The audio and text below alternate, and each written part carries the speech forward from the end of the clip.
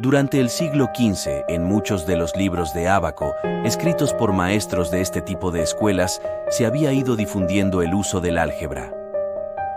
Pero un problema se resistía a ser solucionado, el que atañía al cubo, el cuadrado, la cosa y el número y sus diversas variantes.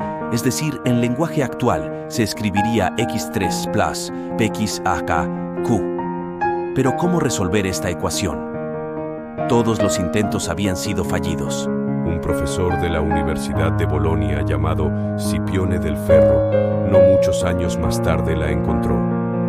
Para resolver la ecuación, empleaba la fórmula. De cualquier manera, de lo que no hay duda es de que fue él, Scipione del Ferro, el primer descubridor.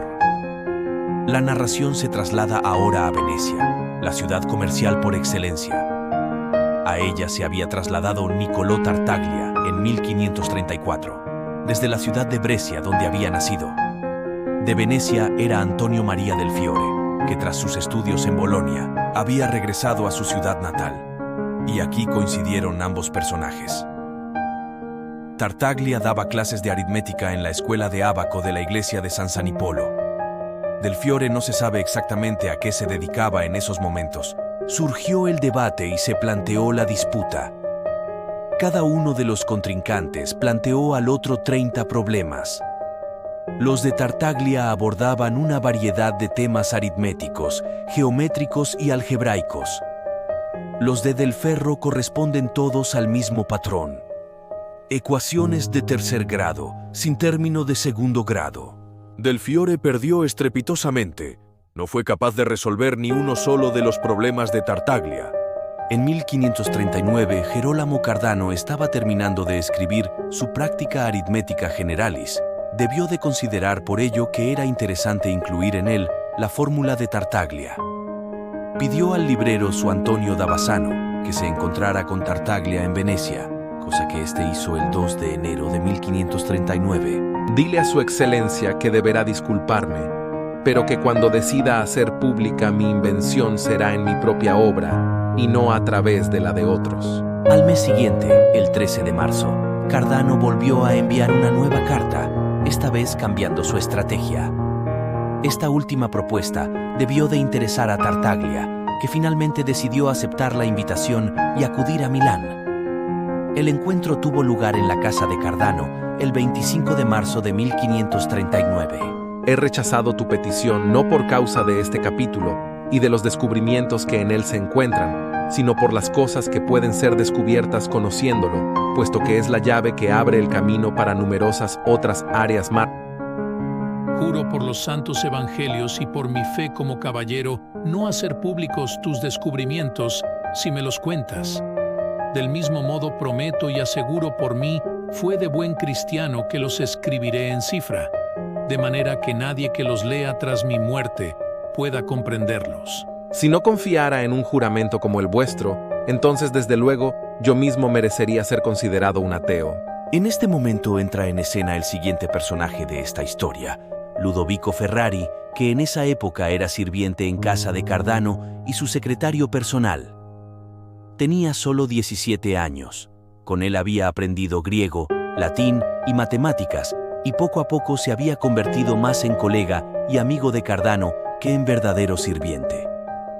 Cardano debió dedicarse a estudiar con profundidad la fórmula de Tartaglia, probablemente asistido por su ayudante Ludovico Ferrari. Al poco tiempo había logrado resolver la ecuación general de tercer grado, es decir, la completa reduciéndose mediante una transformación a una de las 3 versiones reducidas de Tartaglia. Pero en ese proceso se encontró con una dificultad seria. Al aplicar la fórmula de Tartaglia a ciertas ecuaciones aparentemente normales, de las que incluso por tanteo conocía alguna solución entera, aparecían raíces cuadradas de radicando negativo. La historia se traslada ahora de nuevo a la ciudad de Bolonia.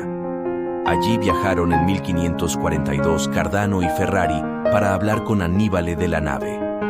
Su intención era recibir su autorización para, buscando en los papeles de Scipione del Ferro, poder encontrar más información sobre qué hacer en el caso de las ecuaciones irreducibles. Este método era el mismo que Tartaglia le había comunicado y del que, por tanto, no era Nicolò el primer descubridor. Cardano así no incumpliría el juramento, simplemente divulgaría algo que había tomado de otra fuente. Tomó la decisión de publicarlo todo en un libro.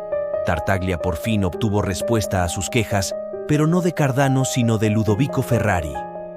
Lo desafiaba además a un nuevo debate público sobre geometría, aritmética y las disciplinas que de ellas dependen, como astrología. A esta nueva sesión, Tartaglia no se presentó, por lo que Ferrari debió ser proclamado ganador. Ferrari, que en la época del desafío era un joven de 26 años, resultó tener un nivel intelectual muy superior al de su contrincante. ¿Quién era además Ferrari para desafiarlo? Su rival, el hombre capaz de desvelar el secreto que había jurado no revelar jamás, era Messer Gerolamo, el amigo traidor, no Ferrari. Ludovico Ferrari era solo un sirviente.